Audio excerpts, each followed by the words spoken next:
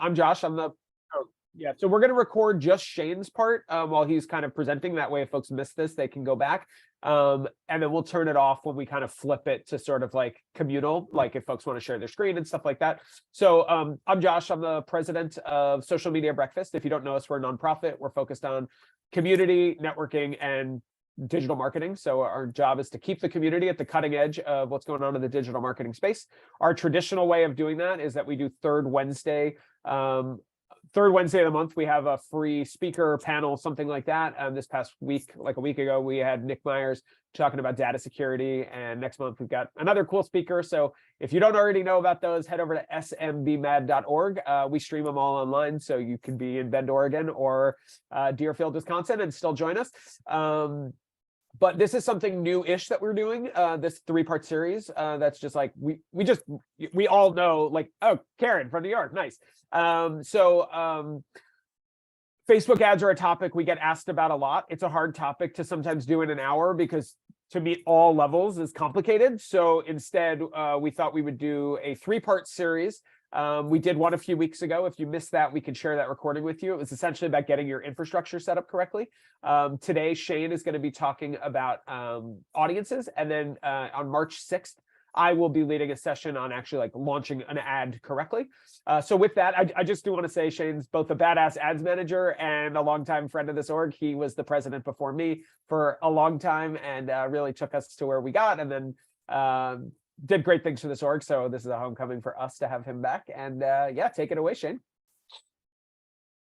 Awesome. Yeah, no, thank you, Josh, so much for asking me to kind of come and chat on audiences for Facebook. So here's, so anyways, I'm going to start off by sharing my screen. I don't actually have a presentation. We're just going to work right from the audiences tab within Business Manager, Ads Manager. And I figure this would probably be the best way to kind of visually allow you to be able to see how to create audiences and, some things that you can kind of create with your Facebook targeting as you go forward. The first thing I do want to sort of say is this is going to be focused more for folks with a website, making sure that you have your pixel or conversion API set up, so that in that way you can actually be accurately pooling these audiences to be stored within Facebook. So and I'll just flag, if you don't know what any of that means, that's okay. We actually covered that in the last session. So that's something you can go back to, but getting that pixel on your site is how folks can retarget you. So again, if you're not familiar, that's okay. Like learn what you can and then kind of go back and piece this all together. So we did cover that last time. Perfect. So one of the first things I want to start off with is obviously this is the audiences tab. This is where kind of all of your audiences are stored within Facebook. Will you show us how you got here, Shane? What's that? Will you show us how you got here? Oh, yes, sure. Well, we can start off from, let's say, for example, we're at our ads manager. You come in, you'll get a sneak peek of some of the ads that I have built here. Nobody looked. Nobody looked. No. So anyways, and I could totally get into these a little bit later, but what you do is from the All Tools tab, go over to Audiences, and that'll take you right on over. Now, I know Facebook is actually changing this to the Meta Business Suite, which looks a little bit different, but it does still have this same tool gear within it, and it'll actually help you access the same way that I just got here. Facebook is lovely for finding multiple ways to get to things. So, and sometimes no way to get to things. You have to like hack your way backwards to something. This is true. This is absolutely true. So where I want to kind of start today on this is custom audiences. So I think the first thing to kind of talk through are custom audiences and to be thinking about as you're getting traffic that comes to your website, the audiences that you still want to build up and be creating with that, right? And so some of those audiences relate specifically to your website. And actually, I think I call them visitors here. Yeah, so what you'll see here is we have, so we kind of call them visitors, people who actually come to the website in a certain window of time, right? Typically what you want to collect is at minimum a 30-day visitor, a 60, a 90, and 180-day visitor. the max amount of time that you can collect on your website is up to a 180-day visitor. The importance of this is, right, this gives you an opportunity to, through your Facebook ads over time, send additional messages back to people who have been to your website within these ranges of time.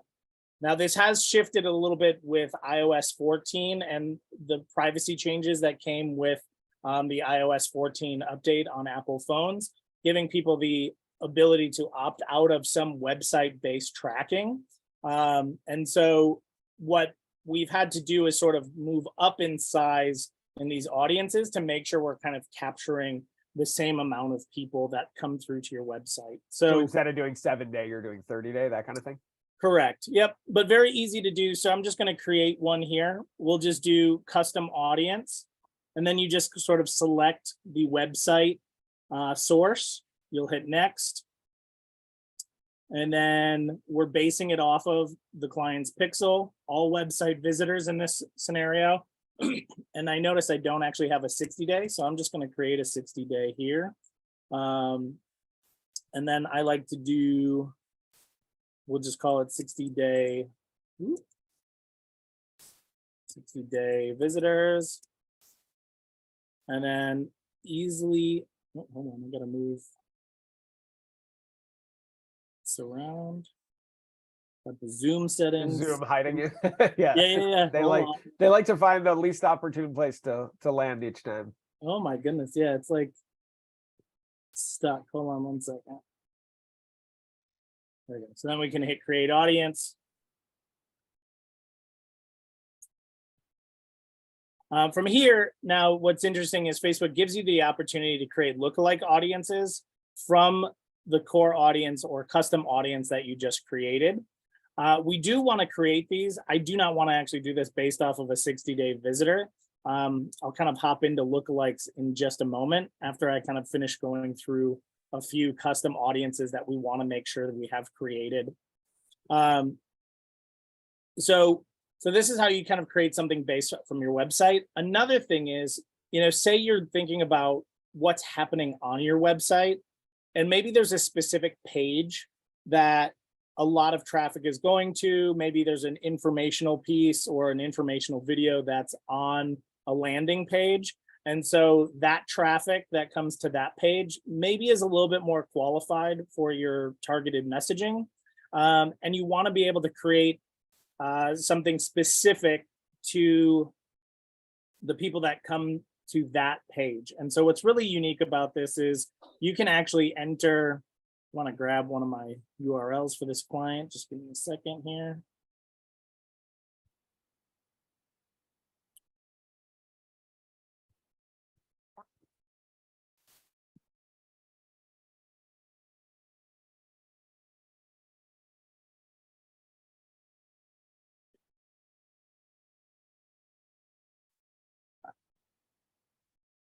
So say, for example, so this client, we've got, they sell multiple products. They've got a few different product lines, one of which is jewelry. So say, for example, I want to make sure we've got a brand new jewelry line, and we just want to make sure that we're serving messaging back to anyone that's been through that jewelry catalog, right? So the easiest thing that I can do, I can go, and from here, people who visited specific web pages.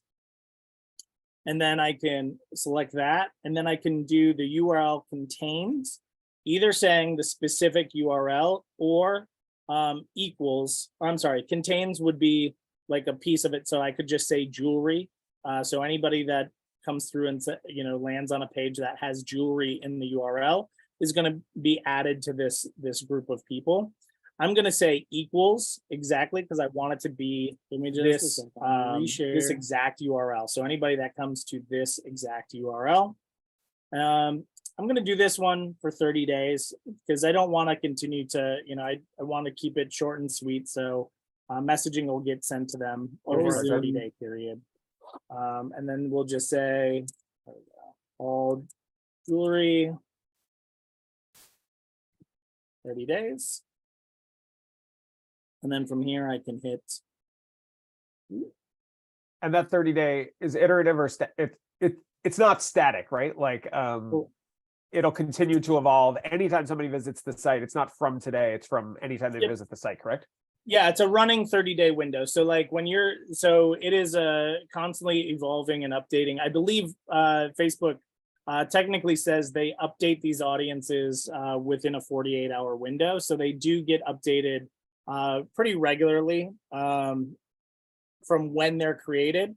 And so so it's a rolling 30 days, right? So it wouldn't be just today, through to the 22nd of next month. It'll continue to roll. It'll continue to roll from that. And actually, I'm saying that backwards. So to the 24th of last month is Right. the audience that would pull up on it. And then it would, so it'll just be a rolling 30 days.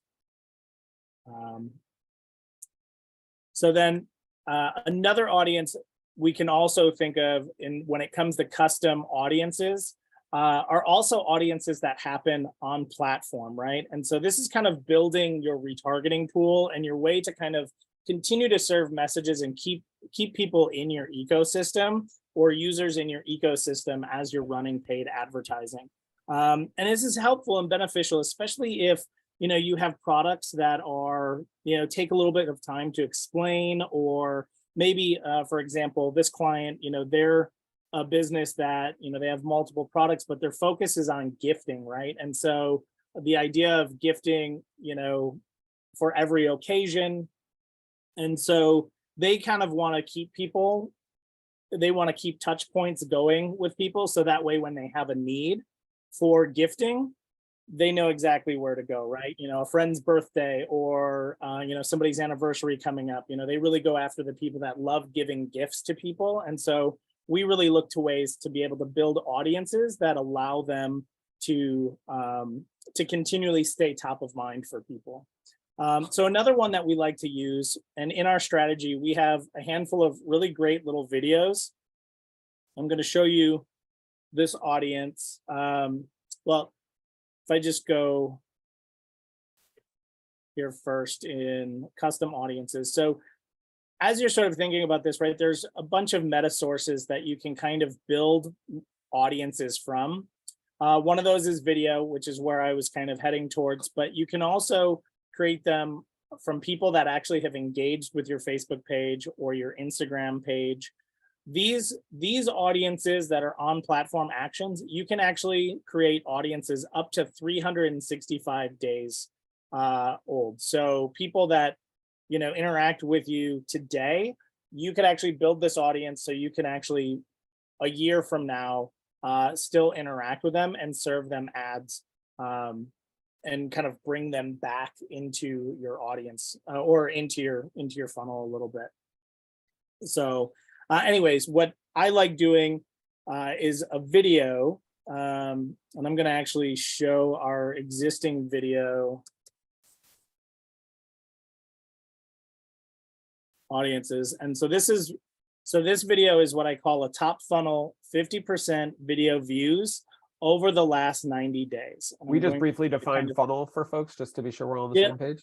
So a funnel is basically where you're kind of segmenting, targeting your Facebook advertising into 2 to 3 different categories of targeting. So top funnel being very cold traffic, people who've never heard of you before or are looking to find your products and goods on the Facebook and Instagram platforms. Mid funnel is then those people who have likely engaged with you. So your Facebook engagers, Instagram engagers, people who've engaged with maybe one of those top funnel ads, but have not really, or maybe even have come to the website, but have never taken a further action of, joining your email or making a purchase, or becoming a lead in some way, right? And then the bottom funnel are those core customers who have purchased from you before, I suppose you could call them, it's a little gray area on add to carts if they've added product to the cart, whether you still consider them more mid funnel or whether they're actually a very hot lead and most likely to convert. And They're so just that's waiting on sort of, that they're just waiting on that coupon code, right? they likely are waiting on that coupon code, right? Marketers in the digital space have trained customers to add products to the cart and wait until they get that a cart abandonment email. And if you ever wondered how they did it, this is how they do it. They create audiences of people that added something to the cart but didn't purchase. So, yeah. So back then the we have, curtain. yeah. So this is perfect. So in this, I'm going to edit this one. I wanted to show you sort of what a video view audience looks like. So here we have these top funnel videos. These are videos that over a period of time, we have just run in our top funnel, only serving them to cold traffic, people who have never heard of the brand before. And so we've layered these videos in, and we're basically telling Facebook, we want to reach people who have watched at least 50% of any one of these videos that's in here. The unique thing is we can kind of customize this a little bit. The higher the video viewed percentage, the smaller the audience is going to be, but likely the higher intent for interest in your brand, right? If somebody watches an entire video, they're more likely to have interest in your product, service, or brand in general versus someone who maybe only watched 3 seconds of that video. We like to kind of find that happy medium.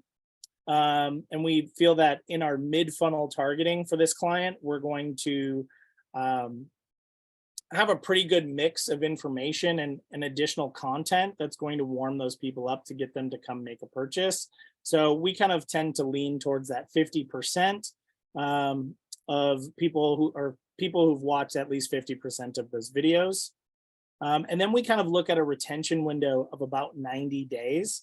This kind of, we found for this client specifically, because they're a middle-sized spender on the platform, this kind of has sort of the right amount of traffic that we can then serve ads back to and kind of get some really positive results to get them to come back and continue to engage with us or to make a purchase.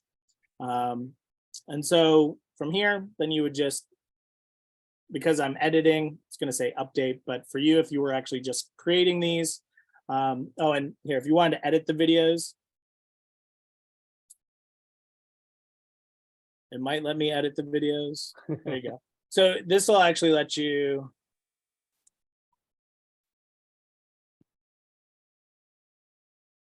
So you'll go to the Facebook page. You could also go to the Instagram business profile if your client, or if you happen to be running more creative over on Instagram. We kind of place both between Instagram and Facebook. But this is actually where it'll load all of the video content that you have access to from ads, either that you've created or from posts that you've done. And so, for example, right, you'll see we have this piece of creative. You know, there have been, almost 12,000 people that have engaged across Instagram and Facebook. So this is one we absolutely want to make sure is in there, right? We have some that have, almost 100,000 people that have engaged with that, right? So that's an audience we're building up and wanting to be able to reserve ads to. And so anyway, so you can go through here, select the videos, and then from there, the percentage of that people have watched, and then the window of time that they've actually, in which they've watched that video. The next audience that I kind of want to talk through is actually uploading a customer list and creating a custom audience of your existing customers. So for example, say you have, a good solid business, you're regularly getting customers. One of the best audiences that you can upload to Facebook to help you find additional customers who are just like your customers, or to be able to serve social ads to them, to that existing customer over time, to kind of keep them coming back and buying additional products, is a custom audience of your existing purchasers. So what we have, so I actually went through and created a list And what we're going to do is we're going to do a custom audience. And right here, we're going to select customer list. We'll hit next. And there's two different ways that you can, there's a couple of different ways you can do this. You could certainly download the file template and kind of set this up so your file is exactly the way that Facebook wants it. Do you do that? I don't do that. I don't do that. Yeah, that's not really necessary. You can do it if you want, but I don't. Yeah, I don't. But it is worth pointing out what they can use, because like a big one that throws people off is like address. Like people spend all this time doing it, and it's like, nope, can't use address, you know, so. Yep. Another great thing too is if you have like Klaviyo or MailChimp, you know, they actually have API integrations now, where you can actually set this up directly between those two, and then MailChimp or Klaviyo or your email subscribe or client will actually just send your custom list right over into Facebook. And so then you can be completely hands off.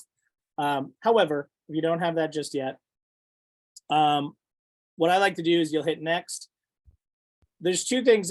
If you do have value or like what your customer has actually spent or the lifetime value. Or if you're a nonprofit, what they've donated would apply as well.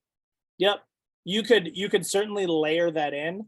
I have found over the years that doing so does not create much difference between the audiences that you're creating. So I don't typically use value. I never use it either, FYI. But if you do, for example, have some really good, strong lifetime customers that you're trying to find more people just like them, I do consider it an opportunity worth trying and testing. We just have found it works better than just creating a new audience for those folks? Like your top customers? Say that again? Like just creating a whole separate customer list audience of like your top spenders or whatever? Yep. Yeah, I would call it like lifetime value or top spenders. Like say you have people that are like have spent $500 or more with you or something, right? Like you could certainly create something and then show the value and help Facebook kind of dial in on that. We just, for example, like with a top spender or a big spender, you know, who's somebody who's spent $500 or more with a client, you know, we typically will just lump those people together, and then we'll just create an audience of it. We don't typically show the value to Facebook in that. What's the minimum number of people you need to be able to build an audience like this? So you need at least 100 to be able to, so you need at least 100 customers that can be matched to a Facebook profile. Now, so if you have a list of just 100 customers, obviously upload it and try and match it. You may not get 100% match rate, but you certainly will not get, like, not 100% of people are on Facebook, right? Like there are going to be people that don't match, or Facebook just can't find them because they use a different email address. So it's just worth keeping that in mind for folks. Yep. Yeah. So there's two ways you can upload this. You can either upload the CSV file. I highly recommend, they say CSV or text. I recommend doing the .csv. Anytime I've done a text file, it's always been a little wonky. Or you can paste those audiences in. I highly recommend, I'll do a lot of just pasting in, but I do recommend trying to get as much information about your customer as possible. So that means their first name, last name separated, their email address, and their address by city, state, and zip.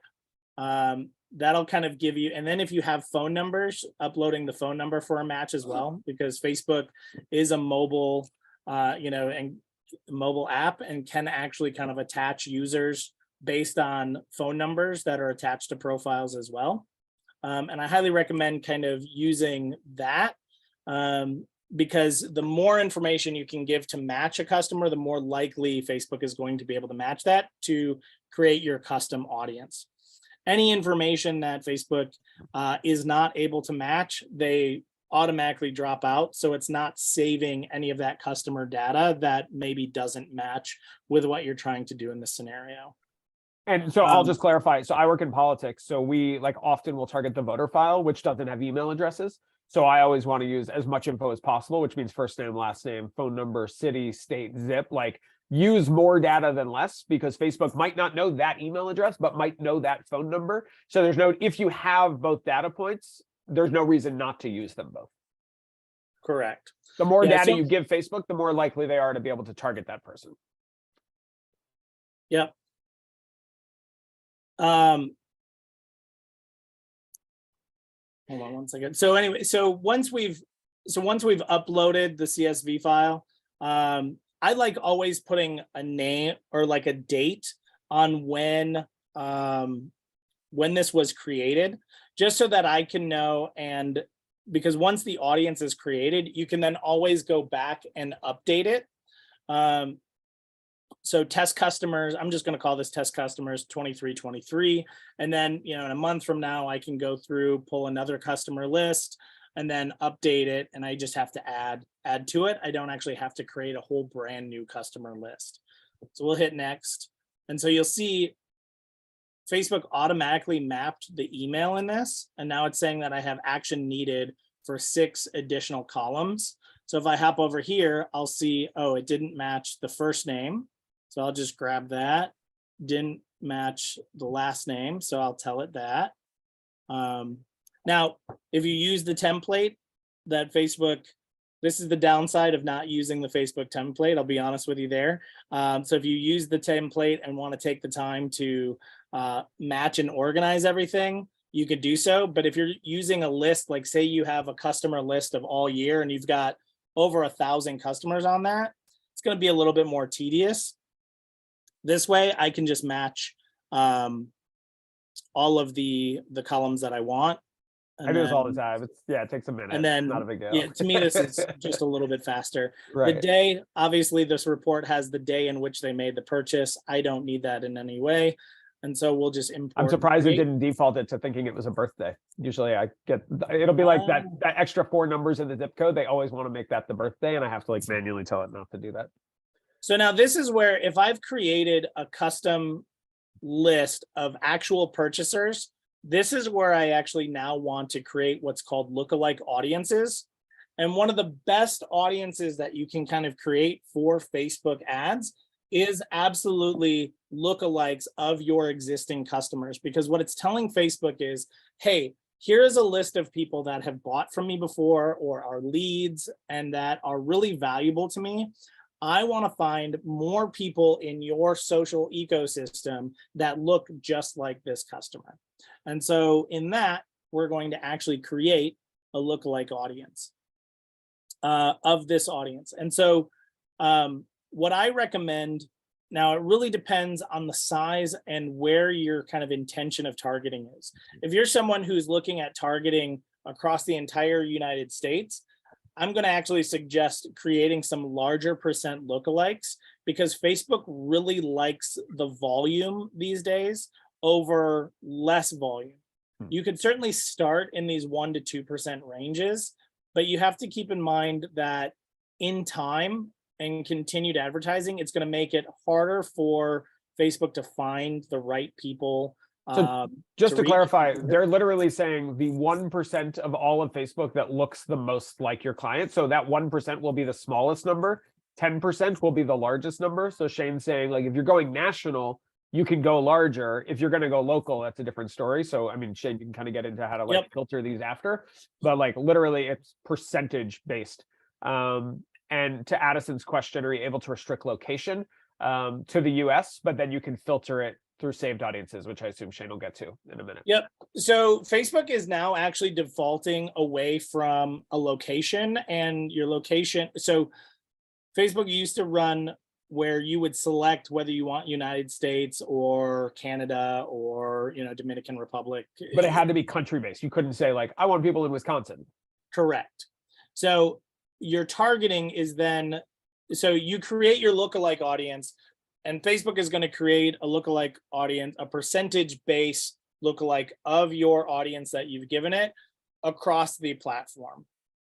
And then what you do is when you set up your ads, you'll hone that in by your geo-targeting, right? So you'll say US-wide, or you'll say Wisconsin only, or for example, Madison only.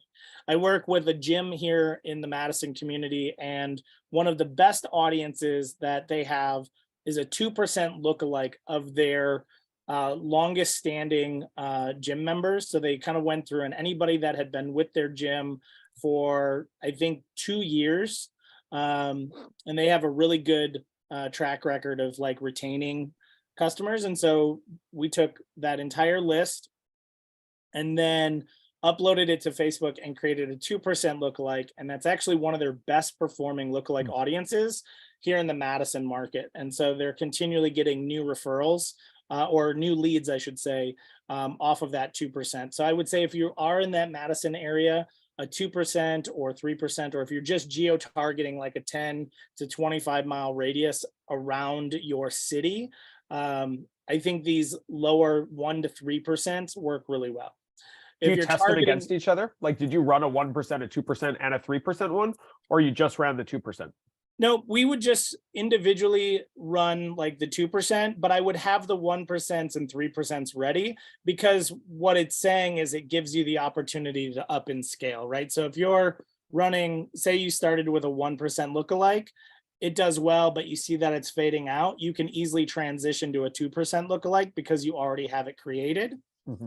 Or vice versa, go up to a 3%, right? If you feel like you're just not getting the volume that you should be getting. Got it. But then sometimes, especially when you're geo-targeting in such a small area, sometimes a 3% just might be only comparable to running broad targeting or just sort of targeting everybody in that community. So for folks who have never done this, I just want to tell you, I've done it a lot, and I have found that lookalike audiences can be amazing or total garbage. And it really depends on how good your custom audience is, and it depends on what you're trying to target for. So my big takeaway here is not that it's going to work for you or not going to work for you. It's that you should be testing it if you have decent custom audiences to start with. So Shane said, like, that gym had all this data of people that have been with them for 2 years. If the gym had just opened yesterday, they shouldn't be using lookalike audiences. Like, they have nothing to like build lookalike audiences off of. Building a lookalike audience off of people who liked your Facebook ad, is not the same as people who have been a member of your gym for 2 years. So it's really a question of thinking through the customer journey. Like, these are real leads. These are real customers. Okay, great. We want more like that. If it's just some random engagement, like they watched a video, that's not enough. And like I said, I've seen great success and great failure with lookalike audiences, and you will too if you test it enough, but that's why we test. And testing 1 versus 2 versus 3, helps you, give you 3 chances to 3 bites at the apple and whatnot. So thinking through that accordingly, I think, is a helpful context. Yeah. And then I would say, if you're, so along that same lines, if you are targeting, say, US wide, I would start with 3% lookalike, 5% lookalike, and an 8% lookalike.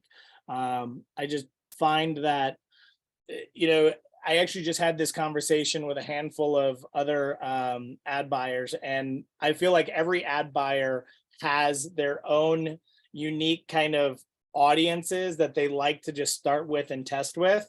And for me, it's the 3, 5, and 8% lookalikes of custom audiences, and primarily purchasers in some way.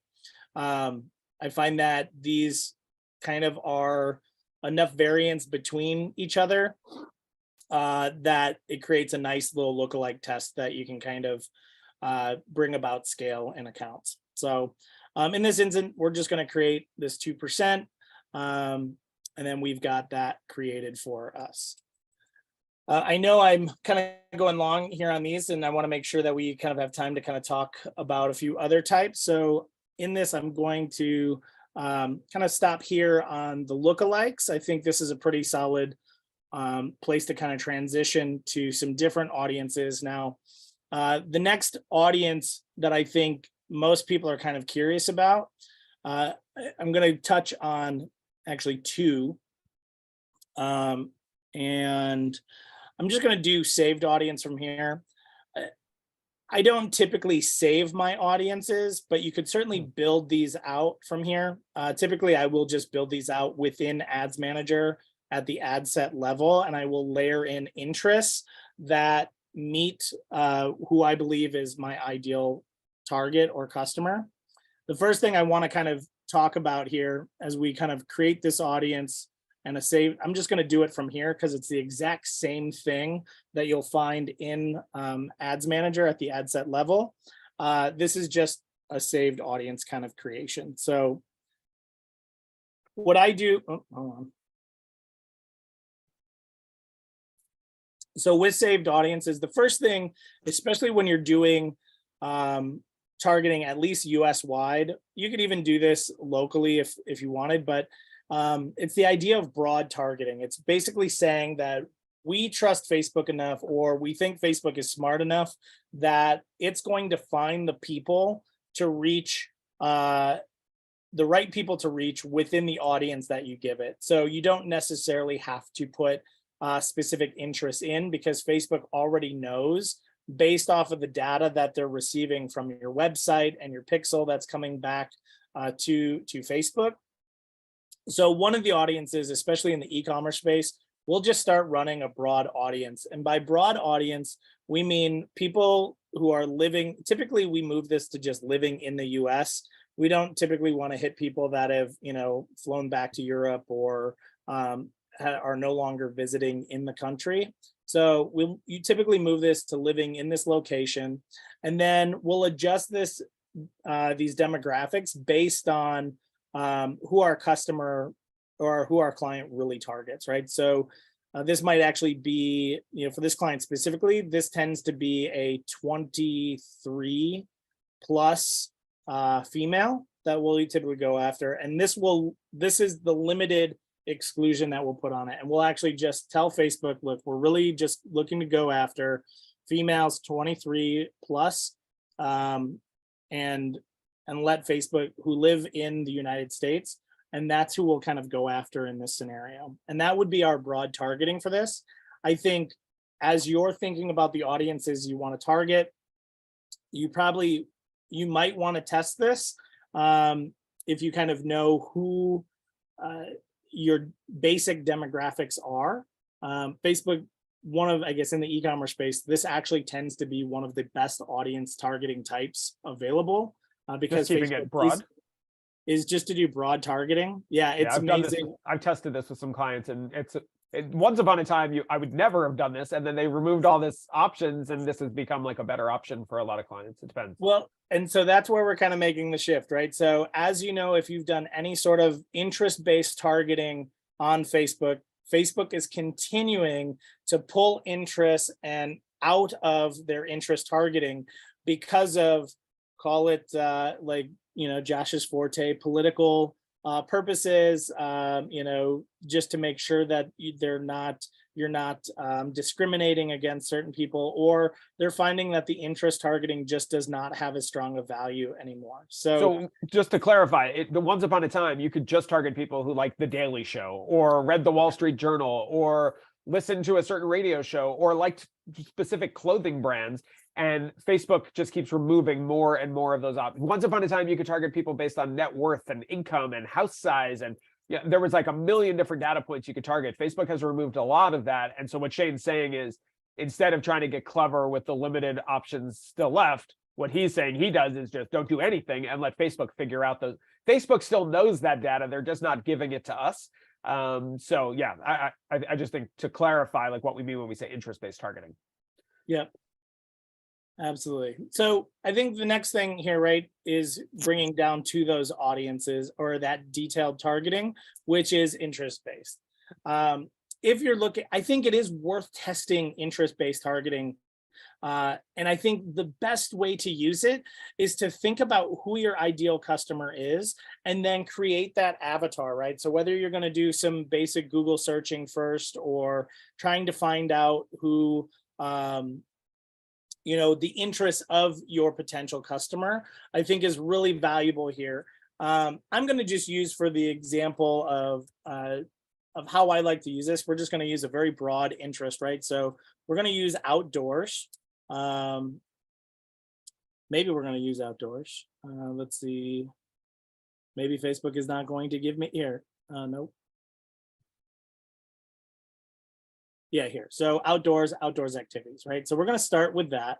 So basically what we're saying in this, right? We're telling Facebook we want to reach, people who live in the United States who are 23 plus, women with outdoor interests. And where this really starts to get powerful is not when you add in more. So if you think about like Boolean search, right? Like it's and or, but we want to think about this as and must also have, right? So currently Facebook's saying if we just ran what we have so far, we're going to reach, we have an estimated audience size of 28 to 34 million people. But we want to niche into that a little bit more. So let's say outdoors, but specifically also must like, let's say camping. And so we'll, and maybe, yeah, we'll just go camping. I wanted to see if I had, or better yet, actually, I think they're pulling out. No, here. So let's just say RV camping specifically, right? So what's our just because that's a little bit more niche. And so you'll see, right? So now it's people who love the outdoors, but also love RVs or likely RV camping, right? Say my audience, maybe I'm selling parts for RVs or whatever. So this is kind of where I want to get to. And so you'll see that audience now dropped from 28 million down to 9. So we almost dropped it to a third, which is great, right? Because now we've niched in a little bit further rather than just targeting people who are outdoors and like RVs. We're now looking for people that like the RVs, but must also, or I'm sorry, like the outdoors, but must also like RVs as well. And then I just want to clarify, if Shane had not said exclude or narrow further, but it just put it right there, they would target anybody who liked outdoors or RVs. And I was auditing an account once. The guy wanted to only target college educated people who liked bicycling, like he worked with a nonprofit that dealt with bikes, but he put them together. So he was targeting anybody with a college degree or anybody who liked to bicycle instead of anybody with a college degree and who liked bicycles. And so his audience was like massive instead of specific. And he was essentially wasting his money because like his audience was no good to him. So he was just throwing money at it. So by understanding the difference between detailed targeting and then like hitting that narrow further, you can have as many things as you want in that first box until you hit narrow further. They're all just or statements. They like this or this or this or this. And then you say narrow further and one of these things.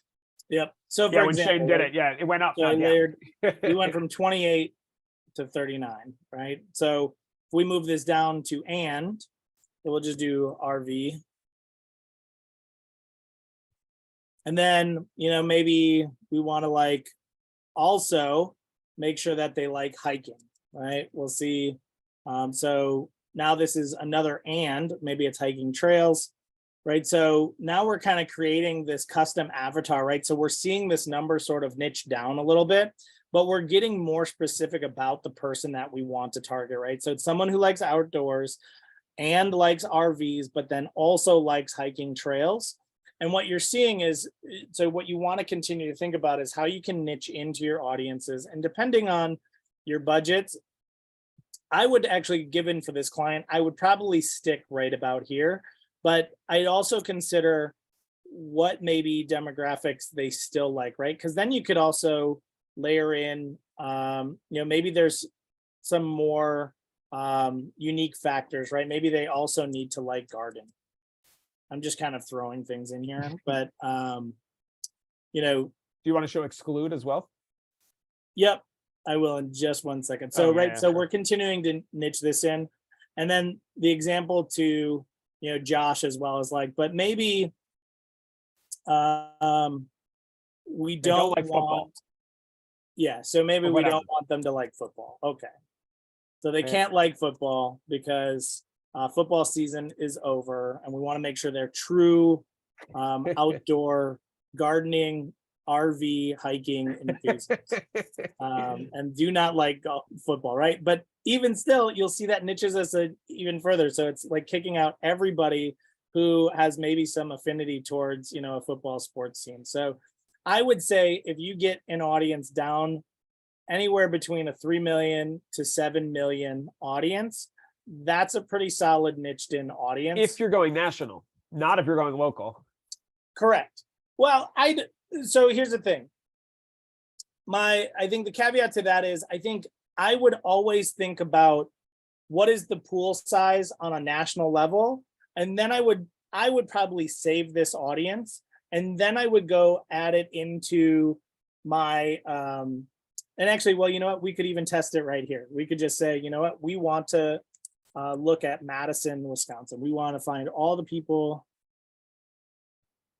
Maybe we'll Yeah, it'll find. work. It's just slow. This Well, isn't it's Twitter where you can't select Madison for some reason and you have to go to Sun Prairie. Yeah. For targeting. So here we go, right? So this is probably too small for me, because even in a 25-mile radius, this is only bringing about 11,000 people. Now, if you were only spending maybe $5 to $10 a day, this might be good, but I'd probably want to still find, 25 to 30,000 people that I could reach to in this 25-mile radius, just so it gives me a little bit of bandwidth to like let it run for a while without frequencies getting up too high. Frequency is how many times on average somebody sees your ad. So correct. Yep. And so if you delete football, I bet that number goes up some. Like, so the way to make it bigger is to start removing some of these exclusions and narrowings. And each time you do that, Yeah. So just there, like we took out football and bang, it doubled in size or tripled Yeah. even. But I would try to keep your must-haves in here, right? Like, so, For sure. We really need to like focus on, these hiking and gardening because they're really important. And we ultimately want to serve people, because we're selling RVs. Like, this would probably be, I'd want to probably look at maybe what I could layer in to some of these levels to kind of widen or broaden this out a little bit. We had a question from Addison about what your sweet spot is for frequency. I said it totally depends, but I'll let you also talk about it. Yeah. So that's a really wonderful question. I think and I think that's a really good transition from this. I'm going to stop sharing because it's kind of the bulk of the audiences that I want to kind of talk through and work through. But I would say on the level of frequency, I don't start getting concerned until somewhere in the range of a 3 to 6 frequency. And where I tend to differ on that. So I will look at the ad set level and understand, okay, my frequencies, say it's a 4 or a 5. And I'm looking for the month to date, right? So say we're halfway through the month, the ad set is at a 5. I'm going to look at the creative that I have in that ad set, and then I'm going to analyze what is the level of frequency for each of those ad creatives, because I don't necessarily, I'm not so concerned about a 3 to 6 if I know that, say I have 2 pieces of creative and each of those has been seen 3 times, because what it's going to tell me is that everybody's seeing that at least once or twice in that time, and it's getting an even mix. At that 6 range, I'm really going to start looking at how I can either A, widen my audience, or B, I can add in more creative to kind of keep the message feeling fresh, because we know in the digital space, it can take up to 13 times now, and I think they're saying even more before someone is going to take an action from your ads. So if they're seeing, so I think it's about seeing multiple messages to stay top of mind to take an action. So yeah, I kind of vary on frequency. If I'm seeing it pretty consistently that it's 3 to 6 and it's getting there pretty fast, I'm looking at how I can widen my audience or change out creative pretty fast. So I'll track frequency, of course, but there's like a huge difference between tracking at the campaign ad set and ad level, which we'll talk about next session, those 3 things. But essentially, they can see your campaign a lot as long as they're seeing a lot of different creative. So if Shane's got 25 videos running, people might have seen each of those on average 0.3 times, but total they've seen all those videos 7 times. That's not the same as seeing the same piece of creative over and over and over again.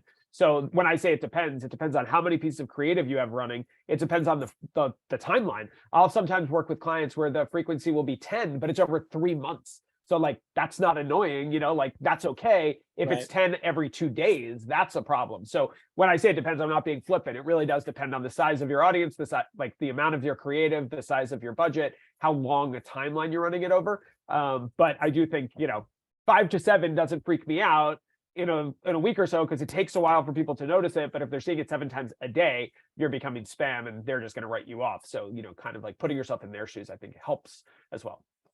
Correct. Yep. What other questions do we have? I mean, I'll open. I know we have about 8 minutes remaining. I'll open it up for any other questions that the group has.